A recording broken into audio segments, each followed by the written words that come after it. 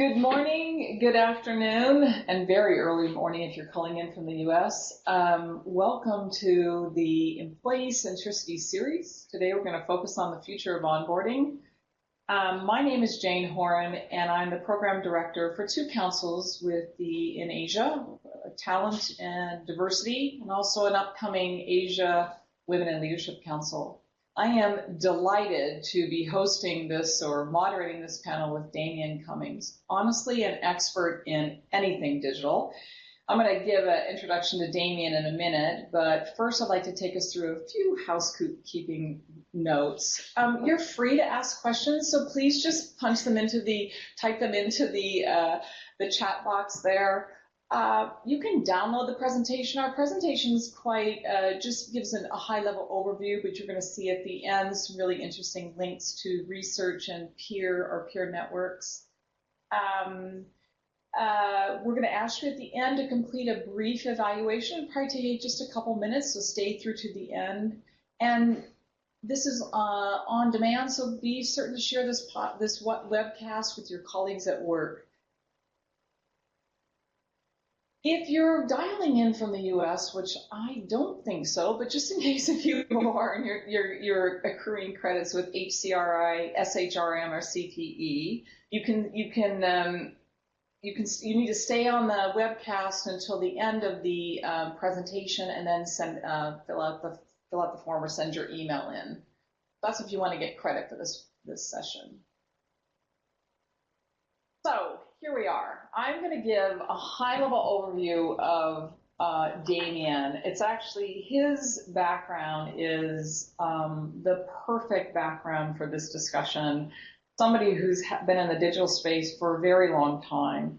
And what I really value about Damien is he comes at HR from a marketing and digital space. And I think this provides HR with how do I say, a more holistic background. And so Damien is recognized as digital transformational leader. If you don't mind, I'm going to read some of these things off because he has a lot, some really incredible background.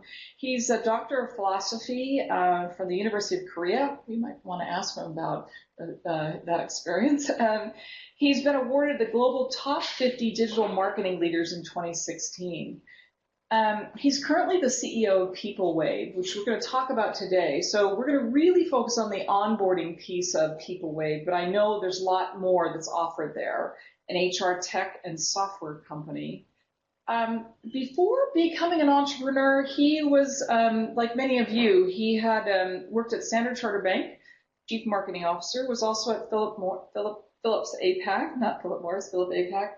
He worked at Samsung, Dell, Ogilvy and Mather, Citibank, Coca-Cola, and started his career, I believe, at McKinsey. So,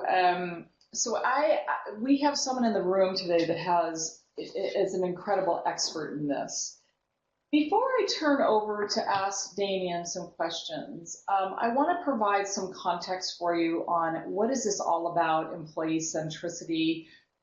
Where did this come from at the conference board, and why are we really focusing on this digital space? We have all heard all things digital, and everybody is now moving into the digital learning or digital parts of HR. And I believe that Damien's going to dispel the myths for us for some of that digital transformation and really talk to us about a tool that works. So let me just share some insights, kind of the overall themes of where this came from.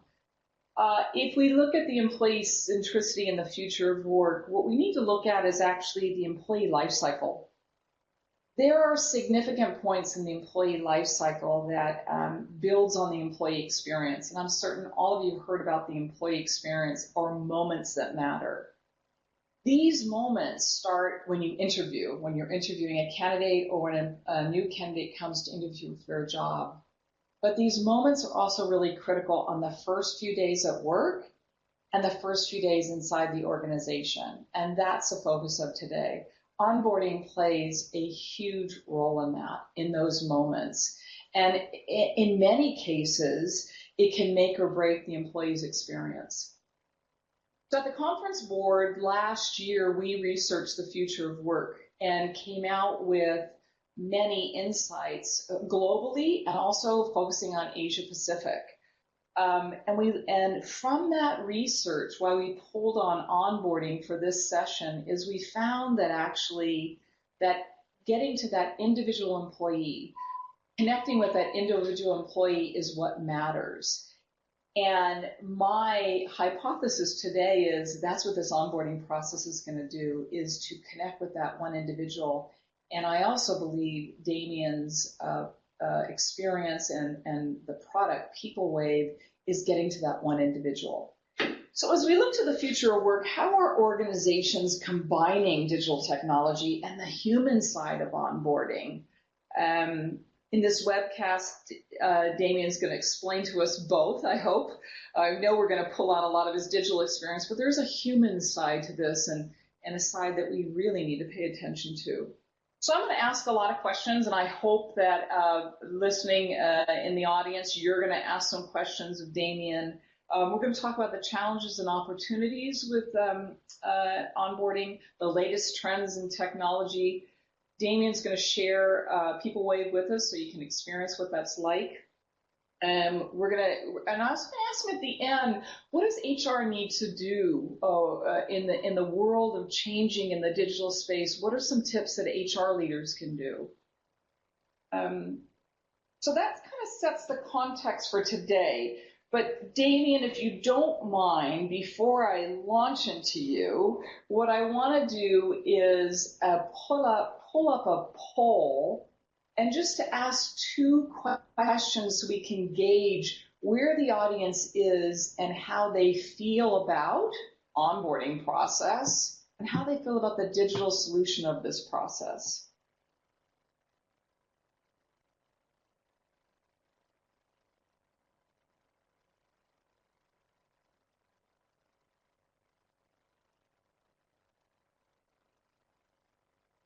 I'm going to let the poll run just for, might be a little bit quiet here, just for a couple seconds more. Just keep that going.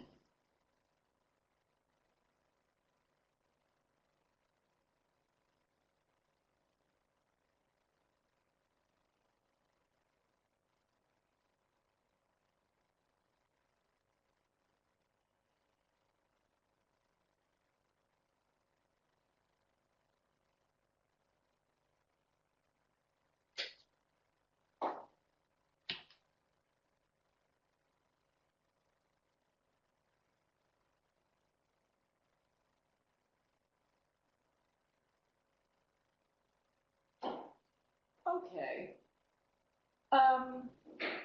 Why don't we share the results? Because I think this is pretty fascinating, and I want to tell you why I asked that question. First of all, the first one, do you have an onboarding process? 86% said yes. And do you have a digital solution to automate the onboarding process? It's like 50-50 right now. So 50% said yes, 40% said yes, and 59 said no, so not 50-50. The reason why I asked this question, and I think it would be a great way to launch into Damien's discussion on this, is Gallup found last year only 12% of organizations do onboarding well. So if you think about 12% who say they're doing it well, that means 88% are not. And so it'd be interesting to see from Damien's experience who's doing a good job. What does it mean to define best practice in this area or doing a good job? So let me open it up with a question to Damien. You've had a wealth of experience. Tell us, moving from corporate world, launching into being an entrepreneur, coming out of digital marketing, what led you to get into this space, Damien? Thanks, Jane. Very interesting question. So my background is very much in the digital and digital transformation space. As Jane mentioned, I've had about 25 years in that space, and generally I've been Mr. Fix-It. So if a company is generally needed to kind of move from a traditional retail to an e-commerce and omni-channel, if they're trying to fix a traditional marketing problem and trying to go into digital marketing, or look at how they can become more data-driven as an organization, I've usually had a job leading that function inside a company. But throughout that time, and over 20 years, I've actually been a people manager. And what I've realized and what sparked the impetus to kind of start People Wave is that line managers and HR leaders don't really have the tools to manage people. What they also do is a lot of the HR function and line managers also flying in the dark. So too much of what you're seeing at the moment is in the people management space is really gut feel. It's line managers kind of bulldozing ahead. It's bringing in biases like people wanting to see people coming from their own background. You always hire people like you. Recency bias, favoritism, all these other things that I've seen other parts of the C-suite adapt and digitally transform. I've seen salespeople suddenly use pipeline management tools like Salesforce. I've seen CFOs start to use kind of ERP systems and financial management systems. I've seen marketers go from spending loads of money out there doing big advertising campaigns on TV into becoming data-driven marketers that can actually develop a one-to-one relationship. The first question is, can we think about that as a HR leader or a line manager? Have we got that same level of rigor around how we manage our people? And that's really what sparked me to get into this space, because frankly, we don't. And that's really the next big wave. So I also believe that you can see that HR leaders could become the next CEO, but until we straddle the understanding of how to manage people and use data to do that, it's going to be challenging for many people to take that leap. Yeah. So fascinating insight. So I like the way you combine both the data and the gut reaction. And I also like the way you combined HR can move into that CEO leadership role. And I think at some organizations we've seen this, right? So GE has moved HR leaders into CEO roles. The Walt Disney Company has. And let me also I think it would be great to have a definition of onboarding in a sense that sometimes there's a confusion between orientation, would that be filling out all the paperwork, or onboarding. So when you talk about onboarding, how do you look at it? Is it like the first, when the employee walks in the door, or does it start before then? Maybe give us a little bit of idea how you're defining it, and then we can walk through some of your experiences, how you take that employee experience and put it into the digital space. That sounds great. So first of all, let me give a definition, and then I can actually open up and do a screen share and show you how we brought to that life in terms of a product.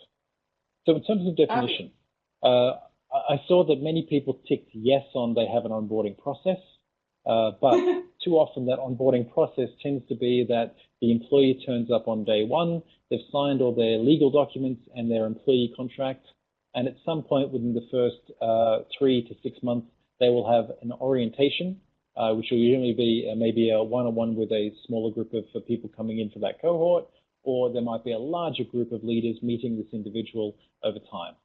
Now, the best practice at the moment tends to be that if someone's already in the role, they're kind of chaperoning the new person through, they're doing some introductions, they're generally kind of meeting people and kind of doing the social aspect to it. And the best of the best are actually linking that to learning and development and training programs. I see a lot of the great tech companies going through this at the moment, where not only are they kind of meeting people in the first few months in the job, but they're going through a specific set of product training, brand training, and company training, making sure they're ticking all the boxes in terms of compliance. But doing all these things together is very rare. Now, what I often see is that bigger companies that have tools like Workday or SAP SuccessFactors often have what they term an onboarding module. Now, onboarding from a HR perspective is very much around, have they got a desk? Have they got a security badge? Have they got their computer? Have they been assigned a manager? And have they cleared all the administrative paperwork? Now, of course, as you can imagine, from the employee perspective, it's great to have a computer and a desk, but they're not onboarded. They just expect that. Employee-centric onboarding is a very different definition. What that's really about is how do you ramp that person into productivity quickly? Because from the very first day in the job, the new employee is worried, are they going to pass their probation period? Are they going to go through that first kind of critical 3 to 6 to 12 months in the new job? And in many parts of the world where there is a probation period, they're panicked and worried. What do I need to show my boss? What do I need to show my team in terms of delivery? What's expected of me? And how can I show that I'm going to be confirmed as a full-time employee at the end of the period? Now, that's often not covered by the traditional software or the traditional process of induction. And that's what we're trying to solve. If you'll permit me, what I might do is kind of show you how some of this thinking has been pulled together. And what I have is a very short demo of what we do at PeopleWave. And I'll show you our tool for the first 100 days, which helps people come on board, which might set a bit of context. So what I'm going to do now is do a screen share. Thank you. I'm just going to do screen share now. So let me know if you can see that. Yeah, I can see it. Okay, great. So what I've done is I put Jane on the spot here, and she doesn't know I did this, but I set up a very quick demo version of what we call the first 100 days. Now, to go back a step, what people, not to sell our company at all, but what we do at PeopleWave is we do ERM. So we're managing the employee life cycle from the day they join all the way through to the day they leave, and also trying to create advocates after they've left the company. We do that through a series of modules. One is really called First 100 Days, which I'm going to show you today. Then there's other modules we have, which are really kind of giving managers and the team around them the right data to develop and manage performance of their team members. So what you see here is a desktop version of a tool we call First 100 Days. Now, it looks much better on the mobile, and it's built to be mobile first. Because nowadays, people expect to have a tool before they join a company. They need to know what's expected of them. But just to give you a kind of quick overview of what this is. So first of all, what we have is this will be gamified. So when you come into a new organization, you expect all the actions you complete to kind of eventually add up to 100%. But people need to know where they are on their onboarding journey. So there's tons of documents, but so what? Where are they? So then there's some features of the tool. We have a checklist, the network, quick wins, and first impressions. The checklist is what you would expect, and most companies manage this by having an Excel spreadsheet. So this could be anything and customized to the employee. Before you arrive, it could be, say, your first day or first week on the job. It could be policy documents you've got to read, training checklists you need to go through, and just getting to know the company. Of course, it's always customized to the individual. You can imagine salespeople would need product and sales training. Someone in a HR role would obviously need to focus a bit more on policies and also how HR functions within an organization. As you can see, when the employee clicks those things off, this current demo is based on an honesty system, but in some cases, you can also get manager approval once they've completed these actions. But for most people, a checklist is a requirement, but really boring. What's much more interesting is the network. The network is key, because what we find is that most people need to come into a new company, have no idea who their network is. Now, that's a combination of their manager, could be a sponsor or a very senior person in the business, maybe even an onboarding buddy. But the reality is what you need here is you need to identify for the new hire all their critical stakeholders. Now, if you identify their critical stakeholders, you can connect with them easily. So what this tool will do is identify the stakeholders for you. They'll do some email back and forth in the back end and ask you to kind of get in touch with the people there. Next, I find super critical, identifying things like quick wins. Now, of course, many companies have goals and KPIs. This is really about identifying the short-term quick wins that show progress as you're kind of getting through that first critical 3 to 6 months of the job. So these are more micro KPIs that just show to your boss that you're moving in the right direction. And finally, what we do is we go back to the network and we ask these people in the network to review you at each month of your journey.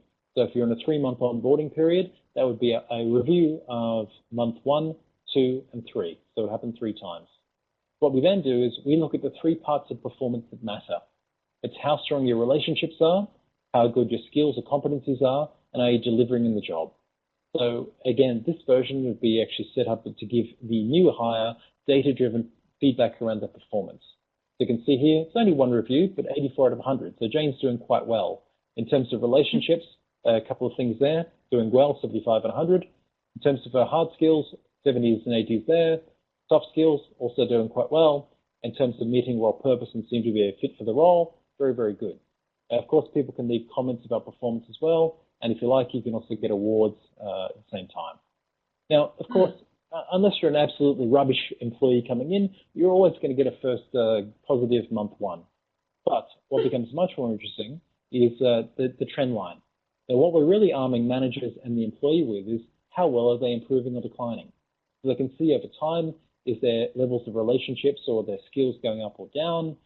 If there's any kind of decline in performance, a red flag email will be triggered to the manager and employee, asking them to improve in certain areas, or if they're doing well, they'll get a kind of pat on the back via a green flag email saying, hey, well done, you've improved in this particular soft skill, say communication. At the heart of it, that's what we do. So a good, and this is a very simple version, but you can imagine setting expectations for the employee with a checklist, connecting to the right people that matter, giving them a sense of what they need to achieve in the first critical few months, and also giving them as much as possible a data-driven version of onboarding that makes the right decisions. Now, what this really tries to avoid is at the end of a, say, 3 or 6 month period, we really want the manager to have proper conversations with the employee. So that means they can actually assess where they're going right and where they're going wrong, and also start to develop them so they can beef out their annual KPIs and start to put them onto a track for how to succeed within an organization. And as you can imagine, this is, let me stop sharing here, but as you can imagine, something like this is very different to traditional onboarding, which is really about signing documents and getting a desk. And that's really, I guess, the best way to demonstrate between a HR-centric or process-centric onboarding versus how you become employee-centric by focusing on their needs and really how do you ramp them into productivity. Yeah, first of all, thank you. That actually did surprise me to see my name up there. But that was really provided some great insights. And so I just want to kind of talk about what I heard, and I have a couple more questions for you. So in the beginning, I said, what's different between onboarding and orientation? And you nailed it, saying, well, sometimes the orientation is about those signing forms and filling out these policies and things we have to do. And of course, we all know we need to do that. But what was really powerful was that networking piece, because that provides the human side. That also, I'm assuming, provides that sense of belonging. Reading about onboarding, I have seen and found and heard that there's a big piece on an inclusive piece on diversity inclusion, and this onboarding process starts to build that sense of belonging. And when you showed that networking piece, it just kind of clicked for me, going, that's that sense of belonging that I need to have when I walk in the first day.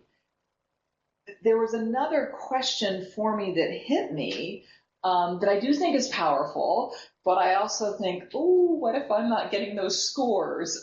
So when you said, you said, first of all, the employee will be able to reach out to these stakeholders that it feels like behind the scenes, there's a lot of maybe AI or data that kind of pushes your stakeholders to you. And then I, as a new employee, reach out and connect with my stakeholders. I guess, so I have a couple questions for you, so I hope you don't mind. I'm going to throw them all in here. One, would the stakeholders ever say, hey, Jane, you're new to the company, welcome, let's have a cup of coffee? So would it be the other way? That's one. The second one is, in that first month, I loved it when you said, of course, the first month, everybody's happy and you do get that 85%. But as time goes on, which would be, I'm assuming 3 months, maybe 6 months, that it might wane a little bit. And so as you're new, you are kind of nervous and you're trying to do your best. Do you ever see how is that handled from a human side and an empathy side? I'm brand new to the company, I got 85% on the first month, and now I'm down in the 60s. So I guess let me just leave it there with those two questions for you, and then we can pick up on some more. Sure. The first one I think is actually quite easy. What that's really about is it's unfair for a new hire to be expected to reach out to 10, 20 new people. That just doesn't work. So what happens in the back end and should happen as a process, whether it's our tool or something else, is all the people in that network must be notified that the new hire has joined. So in this case, they should receive an email saying, hey, Jane just joined the company, please reach out to her. And which would be one step better if you could also provide a bit of context around that. So if someone's supposed to be their buddy, they need to have those expectations set. If they're going to be someone who works closely with them as a stakeholder, that should also be set as well. So the onus really has to be on the network to reach out to the new colleague rather than the other way around. But because we provide open contact information to both, there's a social element as well. So I think that one's a little easier. The second question about how do you deal with someone whose performance is declining? So the major issue at the moment is people don't know. Now, the worst thing and the unforgivable mistake, particularly for managers that are untrained or inexperienced or just don't have great people skills, is often they kind of not even there for their employee on day one. They're absentee managers at the end of a period, particularly with countries with an orientation and a probation period. What will happen is that that person will get a cold letter a couple of months later saying, you have not passed your probation, we no longer require you for the company. And then the answer to that is often, well, this person was not a good culture fit, which is often code for, I didn't like them. I didn't like that person. So, and that leaves a sour taste in that employee's mouth. They've left. They're obviously not going to say great things about that company, and you potentially have a problem with that manager. But it's going to go unchecked and disappear and be swept under the rug. Now, when you actually open things up and actually focus on more data points, it's actionable. Now, it's okay if someone declines in certain areas. Now, what you might find is someone has had a great start, but when they're actually getting into the job, maybe they're lacking some skills that we thought that they had during the interview process, or maybe they're embellished in certain project skills or project deliverables that they did in the last role that they're clearly not meeting. Or you start to pick up the culture nuances. Maybe they're not working fast, or maybe they're not seen as trustworthy. And we tend to find that each of the elements of relationships, skills, and delivery, all three of those legs have to work together. But it's as fair as possible, because when you see someone with declining performance, they have the opportunity to directly address that. If they choose to ignore it, they're not going to last. If they actually turn that around, they can become your best employees. On the other hand, if you've got someone who's already kind of doing well and consistently performing, it just makes the job of the manager so much easier in terms of actually confirming as a full-time employee and ramping up in productivity quickly. Yeah, I mean, I hear you and I completely agree, because who wants to get a letter 3 months into it saying, oh, sorry, you didn't work out, right? And I think one of the biggest things that we hear all the time from employees is, you get that once a year annual review and it's like, well, I didn't know, or nobody's talking to me. So it's really powerful that you have this more quick, and it feels like with that stakeholder, you also get a kind of a 360 review of, well, you're great at this, but you're falling down on this. And so I can see the value in it. I think it's also maybe the human side of it as to how you have those conversations, because one of the things that hit me when you were talking about it is that honeymoon period, right? So it's either, I think that honeymoon period kind of shrinks too in organizations now. Sometimes it's the first 30 days, the first 60 days, the first 90 days, and then that's over with. But I think it is really powerful. And from all the research on human resources, employee experiences, employees now are looking for more feedback. And this could be how it is today. We all get feedback instantly on LinkedIn or Instagram or Facebook or Twitter or whatever. And even if you're in the gaming world, you get instant feedback if you're playing online games, which there was a bit of that you mentioned. You kind of touched on it lightly when you were going through your demo about an award. And I wanted to find out if there is a gamification element in this onboarding process, meaning where you get rewards, you get little trinkets or something. It can be. So we've had a few of our clients and some of the people in the industry that really love the idea of kind of gamifying things and putting awards there. Now, what we tend to find is that that's great in terms of short-term or boost in terms of engagement or motivation, but that can't be the kind of core way that this is all about. I mean, it's got to come back from persons engaged because their manager's around, they know who to speak to in the network, and they know what's expected of them. So more than anything, expectations being set is worth 1 million prizes or 1 million awards. But at the same time, coming in and actually getting Employee of the Month top award for your great communication skills, for example, in your first couple of months is extraordinarily powerful. And look, there are many stats around onboarding. One of my favorites is that I know that 30% of new hires are looking for a job in the first 6 months. And often because it's their relationship with their manager hasn't worked out. And I tend to find during the recruitment process as well that the company is really, really important, and not to disparage things like how much you get paid or remuneration. But the two critical factors now are what is the company and who is your boss? And if you can actually open up more data around how good your boss is, how well they've scored, how well the team you're coming into wins awards, is delivering in the job, that's really what's going to motivate someone coming in. So not just setting expectations, but having information on who their manager is, how the team is performing, and also the cherry on top is giving those awards. Yeah, what was powerful for me in your presentation and your discussion, there's two things that you said that, actually many things you said, but let me just pick out two. Expectations. So now we've stated the expectations, and now we're measuring those expectations. Both as an individual, I'm measuring myself, and then I've got my stakeholder group, and obviously my boss and others, right? But also the other point that was really powerful is this data driven. And I noticed that a lot reading about People Wave, that you've got a real focus on data. Now we're using data, and you said it in the very beginning of when you were introducing yourself, making some data driven decisions, not just gut reactions.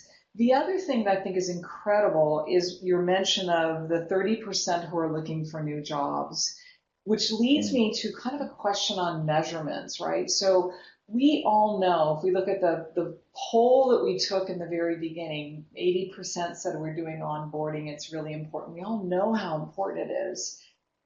There's also some great data, and I think when I read your site, you have it too, on the people who are looking for jobs, or how it is on retention. How is it measured? Like when you're working with your clients, how do you measure if this onboarding process is working? And what I was thinking about is a lot of times it's on retention, right? So what do we put in place to know that that works? And then the other thing, is it retention, or is it also, when I think you mentioned earlier, time to productivity? So now I've got a new hire, and I can measure that by this process of onboarding, in 30 days, they're up and running. So can you just talk a little bit about measurement and what you do, and how you consult to organizations on that? Sure, I'll keep this as simple as I can. What I tend to find is that CEOs and business leaders, they want to talk about money. They're all about retention. They're about attracting the right people and keeping those right people. It's also about lowering the turnover rate.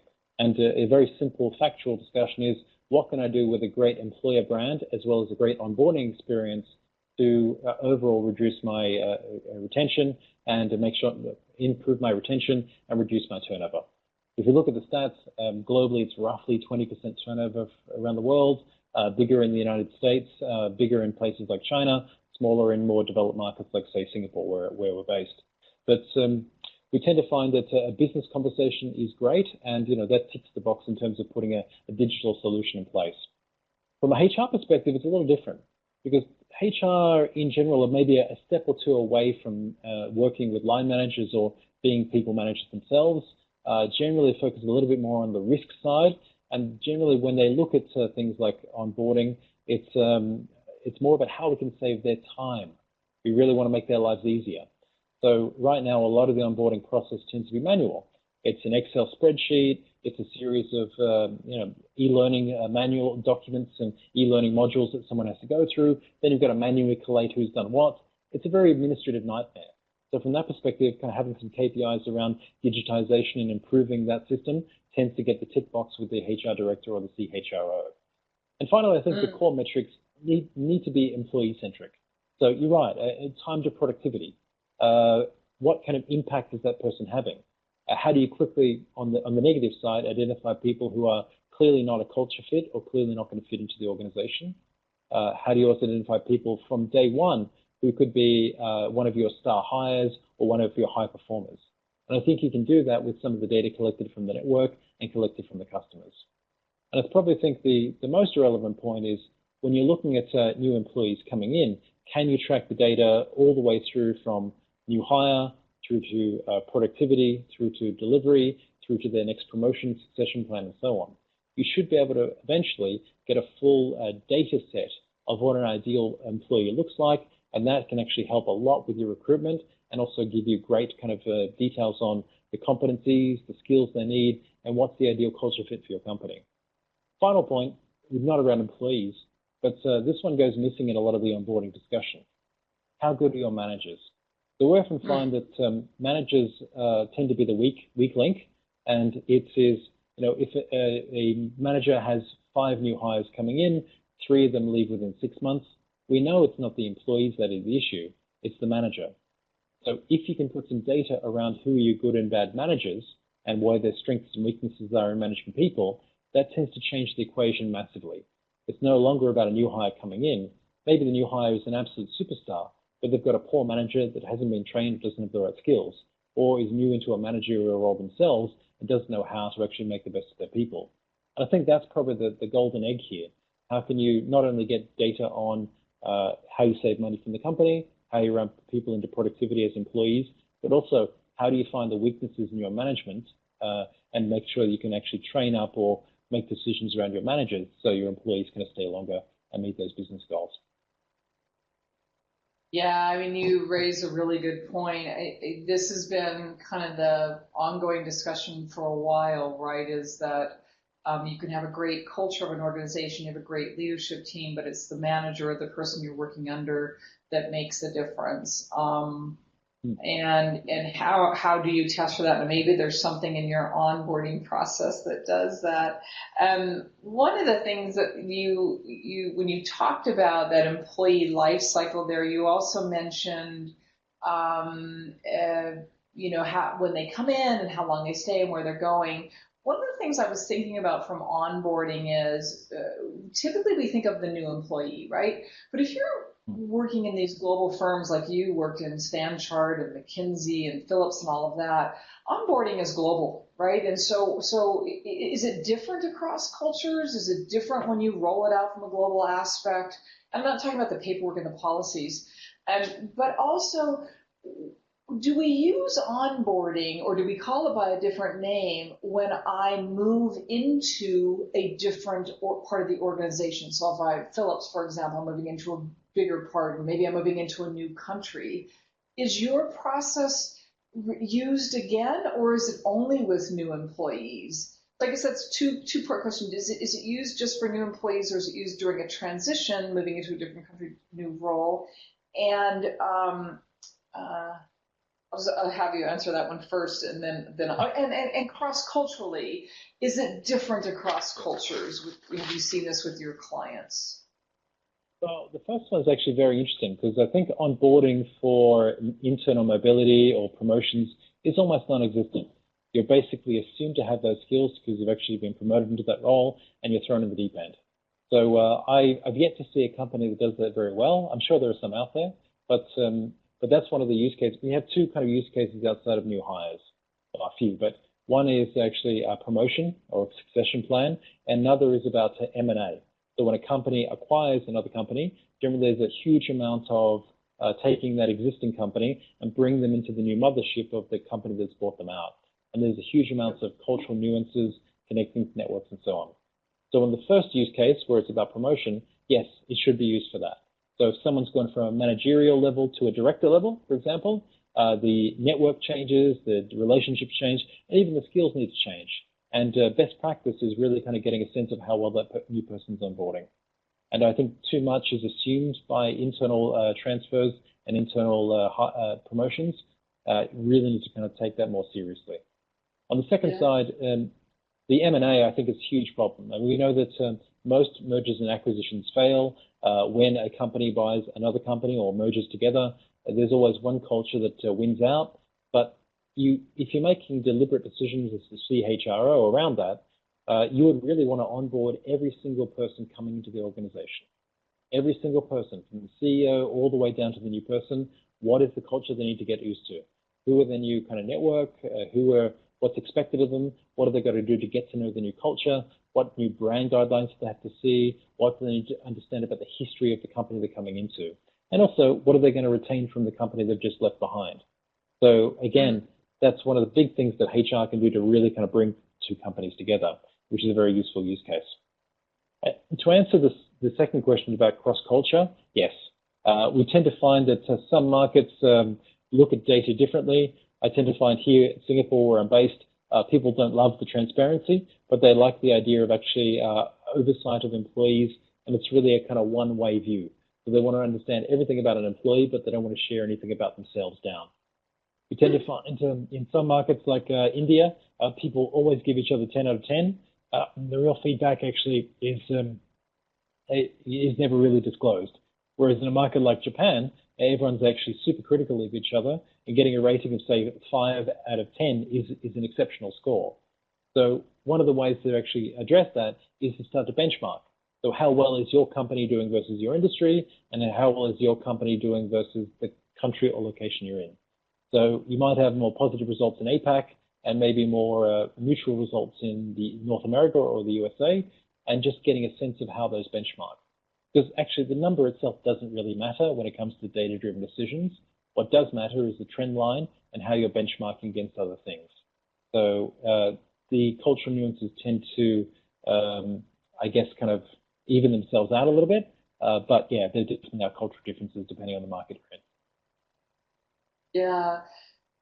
Really fascinating. I mean, so if I heard you correctly, is this onboarding process, as you completely agree, is new employees, but then it's also promotion when you move into a new role, and then the M&A pieces when you and honestly, lots of M&A work going on where we see employees coming in, maybe old employees leaving, new employees joining it, and you actually have a whole new firm, right? So this onboarding process is pretty comprehensive from what I heard from your description of it, and the cross-cultural piece is quite fascinating. And what you read off is from being in Asia, completely clear. Like some cultures might rate it high, some cultures might rate it low. But if you've got a head office looking at that data, then you might think, oh, well, why is that rated? Why is that person rated lower? Let me kind of ask you a couple more questions, and then what I'd like to end on is kind of seeking your advice for HR leaders. But what I wanted to, before I go into asking you some specific insights that you would have for HR leaders from a digital perspective, is how, you talk about, you have a lovely name for this, and I actually challenge my personal bias with onboarding. It feels kind of rough, and it doesn't feel warm and cozy to me, but that's who I am. But I love the name The First 100 Days, and I think that's really important, and there was a great book by Michael Watkins about that. How long do you say this onboarding process takes? Is there a time frame that you believe, or is it the first 100 days, is the first 90 days, or sometimes does it go a little bit longer for onboarding? So just if you gave us some insights on that. Yeah, so that's a very interesting question, because most best practice companies have a 12-month onboarding process. It's broken up into the first kind of critical few months in the job, mainly to do with probation periods and the fact that someone's going from the probation period into a full-time employee position.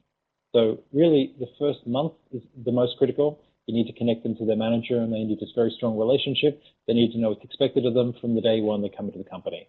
The first 3 months are really about ramping up in the productivity, and at that point, you need to make a hard call. Is this person the right culture and or the right skills fit for my company, and is this person able to deliver, or do I need to make a quick call on them about them being the wrong fit and actually let them go? But it doesn't stop at the end of 90 or 100 days. The reality is you've got that first year where you still need to be kicking goals and actually meeting KPIs, as well as kind of learning as you go. And particularly in large matrixed organizations, it's so difficult to do even to demonstrate success in the first year. So, but again, I guess the counter to that is the world of work is changing, and it's a gig economy world. There's people kind of doing short-term contracts left, right, and center, and the tenure of people staying in jobs, particularly younger people, is quite short. Now it's becoming quite common to see people last 6 months, 12 months, 18 months in the job before moving on to something else. It's almost like the world has become a lot more project-based than it used to be. So best practice is 12 months for onboarding, with after the initial kind of 3 months ramp. But you also have to be cognizant that onboarding doesn't really end. And the expectations of new people coming in are they always want to continually develop and learn. They need challenges thrown in front of them, and they want to overcome those challenges. But of course, once you get beyond that first year, people immediately start thinking, how can I get to the next role? What do I need to do next? How can I develop further? What are the specific tasks for taking me from a manager to a director role? And the patience from employees around that is becoming very, very low. So they want all that information in front of them ASAP. And the good news is if you're using data with both performance and things like onboarding, you can start to address those issues, but there still remains a challenge in people management. How do you set those expectations, and how do you really kind of think about a 2 to 3 year roadmap of someone coming into the company? Yeah, gosh, I had no idea that best practice was 12 months, but I completely agree with you on that. And then we've got another complication of the gig economy or shorter lifespans, or the world of work has left. I also like the fact that you said 3 months you make those hard calls. Couple questions here, which make it up the HR part of it. Can you share with us when onboarding didn't work well? Maybe a client that you worked with and some kind of lessons learned, because you talked about some really great experiences, but I think we can also learn from some, not saying that this was your mistake, but just something that maybe the client didn't do well, and you would think, like, here's how you can do it better. Well, a couple of learnings. So first of all, HR really needs to take a lead on this, and too often what I see is that there's too much deferral back to the CEO or back to the line manager to do this. But the reality is, I think there needs to be a link away from HR managing risk and processes into working directly with line managers. When HR do work with line managers, magic happens.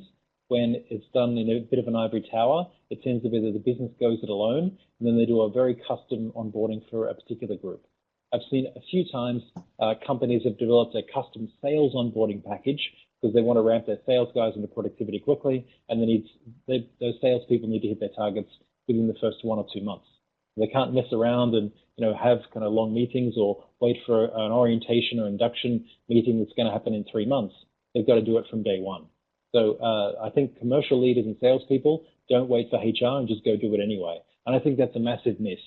So if you're doing it for one group and not the organization, then it sets a different standard and it hurts. Second is I found that people who take a cookie cutter approach to this don't get the best value out of it. So, there are kind of many industries such as hospitality that have, crazy turnover rates, and they have huge demand for getting people like waiters, wait staff, reservation assistants, and so on, all lower paid workers, but at high volume. And I've seen some hotel chains with about 50% turnover annually. Now, these companies, if they take a cookie cutter approach to it, can get a lot of value, but it's best if you customize a little bit.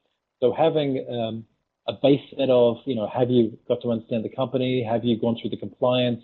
Have you done the policies, etc.? Tick. But then companies fail to give customized goals or refuse to give kind of feedback to the people in the job. They just really want to tick a box from an Excel spreadsheet, and they've taken the Excel spreadsheet into a digital platform and spent money on that and haven't got any real value from it. And I think the third aspect is you've got to go all in. So when you go all in, you have to actually put a commitment to actually do this right, lead the change management internally. And I know a lot of HR people feel very uncomfortable with that. So buying a HR tech product for HR use is easy. You can buy an applicant tracking system or a payroll platform, super simple. But as soon as you get a platform that kind of moves into the people management world, and what we do is ERM, so you have to get all employees across it. Then you get into the big situation where you get change management fatigue, communication fatigue, and rolling out another process leads to a lack of usage. So if you don't go all in, if you don't do the change management part well and communicate to all staff and get some advocates and change champions to do this with you, then you're going to fail. Yeah, I hear you on that. So it feels like organization-wide is one, not a cookie cutter approach. And actually earlier, one of my questions I didn't ask, but because you touched on it, is this is a very employee-centric process. So you design the process, if I heard you correctly, with the employee in mind, and that actually gets back to our original conference board research in the future of work is how do we understand that one individual, and we can connect with that one individual. And then I love the fact that Excel spreadsheet to a digital platform doesn't work, and go all in. So we've got about 5 minutes left, because I want to keep 5 minutes to kind of wrap up with the audience. And I don't know if anybody would like to share some questions, or if they've got any questions, please feel free to do so. We've got about 10, let's say 5 more minutes. That's going to take 5 more minutes to wrap up. But look, Damien, you are in this digital world. And as I started in the beginning of the webcast, everywhere you go, it's all things digital, right? Every company's, how do we get digital leaders, and how do we turn digital HR? You started to address some of that in the last question, as HR needs to be part of it. They need to go all in. I also think that hiring managers and business leaders need to take a role in kind of onboarding their employees too. But obviously HR can be the guide and get the processes going. What would you say now in this digital space? Let me just throw some things out to you. One of the things that I've been hearing at the conference board is research on digital and how it's changing, is HR needs to have more problem-solving skills. So now that we've got these digital whatever, taking care of onboarding, or even employee ERMs like you're talking about, but also benefit packages, everything's kind of online. It allows HR now to be problem solvers for the business. It allows HR to be more consultative to the business. So where would you say HR needs to what are some recommendations that you have that HR needs to do to move into this digital space? And I don't think it's necessarily around, like a lot of times we'll say, oh, you need to learn to be digital. That to me is a bit amorphous. So what would you say? Well, I've seen it in other industries and with other parts of the C-suite. So sales leaders have struggled, but have embraced data. Marketers have done the same. The CFO has. And the IT guys have been living this for many, many years. But it seems like HR is probably the last in the C-suite to really kind of struggle with this idea of digital transformation. And frankly, I think HR leaders have it the hardest. So it starts with education. Now, there are a lot of kind of pretty crappy HR solutions out there. They're kind of saying that their solution is going to solve all problems, and it really doesn't. So if you have bought a very kind of expensive global HR solution, and it's cost you millions of dollars with one of the tier 1 vendors, such as an Oracle or Workday or an SAP, good luck. That will manage your low-level processes, but it's certainly not going to be the silver bullet to the problems you have internally. I think start to talk to some startups, not necessarily People Wave, but have a chat to some of the startups, because they'd be hungry for a meeting with you. They often kind of give you kind of time of day to understand what's going on in the space, and they tend to be kind of more digital natives. Certainly, in our experience, we've looked at every single aspect of HR, from the recruitment, the talent acquisition space, coming into a new company with onboarding. We've looked at things like development, performance management. We're now looking at internal mobility and recruitment, and we're kind of trying to close the loop. Actually, from coming into the company as a bright-eyed and enthusiastic employee, and leaving the company as an advocate. But I think the specific kind of help I think HR need. Number one, it's not about just risk and process. Now, your CEO or management team will generally say no to anything you propose. So first of all, for a HR leader, you have to change the conversation. It's got to be more about how do I manage a very large P&L, and as HR leaders, you're managing anywhere from 70 to 90% of your company's costs. So why is that cost generally seen as unmanaged?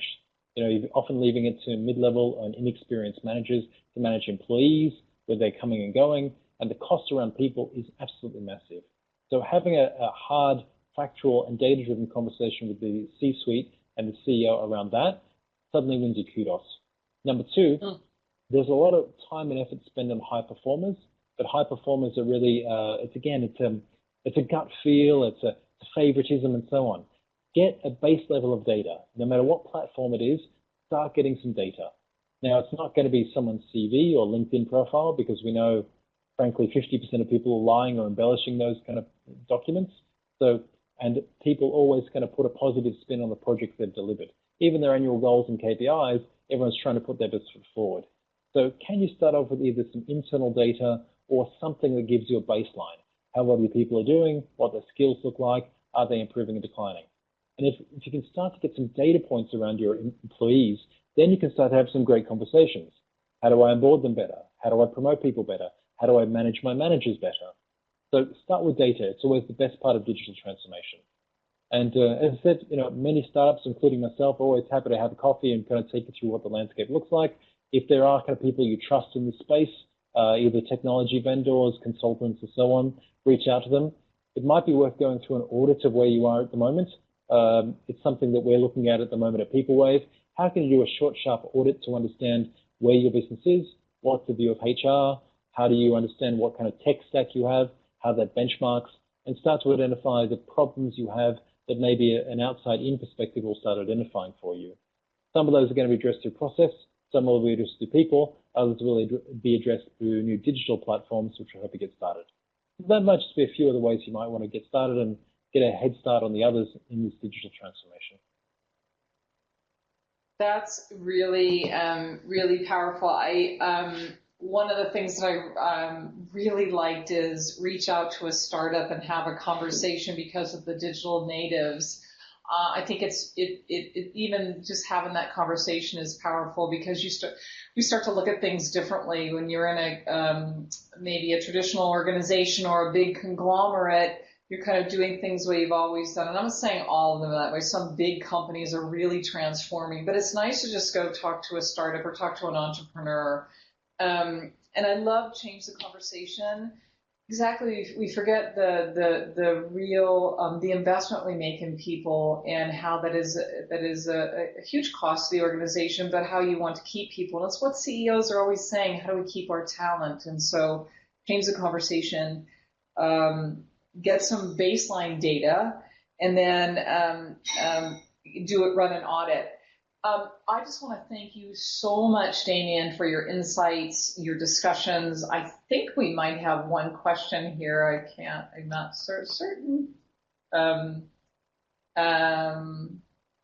Yes, I can see that one. How do you handle onboarding in the ever-increasing world of remote workers? That's a good one. Well, give a quick answer to that. We're going to close in 3 minutes. Okay, I'll give you a 1-minute answer. Have a digital platform. So not ours necessarily, but something. So right now, a lot of the work is manual. It's about an Excel spreadsheet, and it's the power of the local person. If you're actually working with contract, gig economy workers or remote workers, they're basically going to be sitting by themselves, either working from home or working in a different country. What they need is to be engaged as quickly as possible. So having a platform that will actually help set expectations for them, actually give them a sense of who the network is and who the people are, push them into your internal intranet and social network as much as possible. But again, it's about expectation setting more than anything. So I recommend go have a look at what the best of onboarding platforms look like. Having something like that will actually automatically solve the issue of remote workers. Thank you, and thank you for that question, because I think it's a great question. Remote workers and also contingent and gig workers, are they included? So don't answer that now. I need to close this webcast. Maybe we'll have another one. So thank you to Damien. Incredible conversation. Learned a lot from. Really value your time and appreciate your support of the conference board. We have upcoming webcasts tomorrow. It's going to be the Future of Talent Management and Leadership. June 19th, June 26th, the Future of Employee Engagement and Retention. July 2nd, the Future of AI and HR. You can register for any of these series. We also have a lot of research that we do at the conference board that is related to the topic today. You can download this. You can talk to Brendan Moran. How do you receive this? But Total Talent Mobility, C-Suite Challenge, Future of Work in Asia. We also have the peer networks. Let me just kind of make a push for the Asia Talent and Diversity Council, the upcoming Asia Women in Leadership Council. We've got Leadership, Talent, and Organizational Transformation Council, Talent Acquisition Executive Council, and Asia Talent Acquisition Council. So these are some of your peer networks. What we're going to leave you with is just 2 minutes to take the evaluation. We really appreciate it. And Brendan's email is in the chat box, so you know how to get a hold of him. So please take a few minutes to answer this webcast. And thank you again for your participation. Hope to see you at the next one. Thank you very much.